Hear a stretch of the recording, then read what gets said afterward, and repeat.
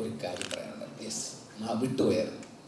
അപ്പോൾ ഇതൊരു real life സ്റ്റോറിയാണ് ബേസിക്കലി.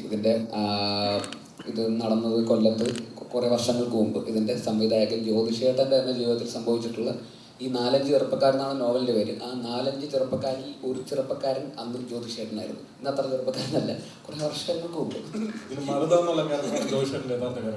അതെ, ഇതിൽ മറുത എന്ന് പറയുന്ന ഒരു ക്യാരക്ടറാണ് ജ്യോതിഷേട്ടൻ്റെ ശരിക്കുള്ള ക്യാരക്ടർ റിയൽ ലൈഫിൽ. പിന്നെ ഇതിൽ മാർക്കണ്ഡേയ ശർമ്മ എന്ന് പറയുന്ന ദീപക് ചെയ്ത ക്യാരക്ടർ ആക്ച്വലി റിയൽ ലൈഫിൽ ഉണ്ടായിരുന്നത് ബാലാജി ശർമാജി എന്ന് പറയുന്ന ആക്ടറാണ്, രാജേഷ് ശർമ്മ. അദ്ദേഹമാണ് റിയൽ ലൈഫിൽ ആ മനുഷ്യൻ. അദ്ദേഹം ഈ സിനിമയിൽ പള്ളിയിലച്ചൻ റോൾ ചെയ്തിട്ടുണ്ട്. അപ്പോൾ ആദ്യമായിട്ടായിരിക്കും ഇതിലൊരു സീനുണ്ട്. പള്ളിയിലച്ചനായിട്ടുള്ള ശർമാജി വന്നിട്ട് ദീപകിൻ്റെ അടുത്ത് വന്നിട്ട് ഡയലോഗ് പറയുന്ന സീൻ. അതായത് റിയൽ ലൈഫിലെ ആള് സിനിമയിൽ അഭിനയിക്കുന്ന ആളുടെ അടുത്ത് കോമ്പിനേഷൻ സീനിൽ വന്നിട്ട് എടാ നോക്കിയും കണ്ടൊക്കെ നിന്നോണെ എന്ന് പറയുന്നത് ഒരു അപൂർവ ഒരു മൊമെൻറ്റും ആക്ച്വലി ഈ സിനിമയിൽ ഉണ്ടായിട്ടുണ്ട്. പിന്നെ മെയിനായിട്ട് പറയേണ്ടത് അജേഷ് പി എന്ന് പറയുന്ന ഇതിലെ സെൻട്രൽ ക്യാരക്ടറിനെ ആക്ച്വലി റിയൽ ലൈഫിലുള്ള ആളെ അന്നത്തെ സംഭവത്തിന് ശേഷം പിന്നെ നമ്മൾ ആരും കണ്ടിട്ടില്ല. ഈ പറയുന്ന 4-5 ചെറുപ്പക്കാരും കണ്ടിട്ടില്ല, വേറെ ആരും കണ്ടിട്ടില്ല. ഇത് കാണുന്ന അജേഷ് പി ഇവിടെ എവിടെയെങ്കിലും ഉണ്ടെങ്കിൽ, ലോകത്ത് എവിടെയെങ്കിലും ഉണ്ടെങ്കിൽ തീർച്ചയായിട്ടും ഞങ്ങളുമായിട്ട് ബന്ധപ്പെടുക. ഈ പറയുന്ന ഞങ്ങൾക്ക് എല്ലാവർക്കും റിയൽ ലൈഫ് അജേഷിനെ നേരിട്ട് കാണാൻ താല്പര്യമുണ്ട്.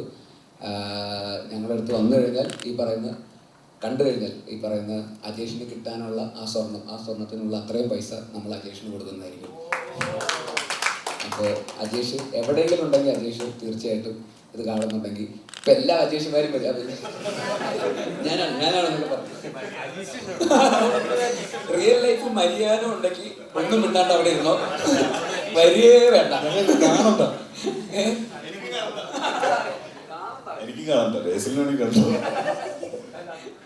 അല്ല, മര്യാദ സജിനെ കണ്ട് ഇടിക്കും. ഞാനിങ്ങനെ നല്ലായിരുന്നു എന്നൊക്കെ പറഞ്ഞിട്ട് എന്നെ കണ്ടാലും ഇടിക്കായിരിക്കും ചിലപ്പോൾ. പേരുകൾ വളരെയധികം യൂണീക്കാണ്. ഇപ്പം മര്യാദയായാലും സ്റ്റെഫി കമ്പൽ, അങ്ങനെ കുറെ പേരുകൾ ഡിഫറെന്റ് ആയിട്ടുള്ളത്. അപ്പൊ അവിടെ കോമൺ ആയിട്ട് അജീഷ് എന്നുള്ളൊരു പേര് അപ്പോഴേ സ്ക്രിപ്റ്റ് ആയ സമയത്ത് എനിക്കിവിടെ ഒരു വെറൈറ്റി പേര് കിട്ടിയാൽ തോന്നിയായിരുന്നു.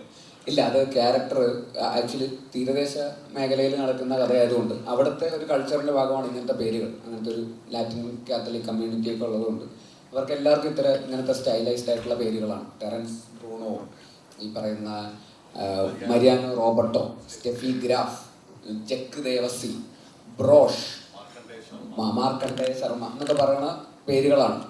അപ്പോൾ അവരുടെ ഇടയിലേക്ക് പുറത്തുനിന്ന് വന്ന് കയറുന്ന ഒരാളാണ് അജേഷ്. അപ്പോൾ അജേഷിന് ആ പേര് സ്യൂട്ടബിൾ ആവില്ല. അജേഷ് വേറെ സിറ്റിയിൽ അവിടെ കൊല്ലം ടൗണിൽ നിൽക്കുന്ന ഒരു ക്യാരക്ടറാണ്. അപ്പോൾ പുള്ളി ഈ കൾച്ചറുമായിട്ട് ബന്ധപ്പെട്ടിട്ടുള്ള ആളല്ല.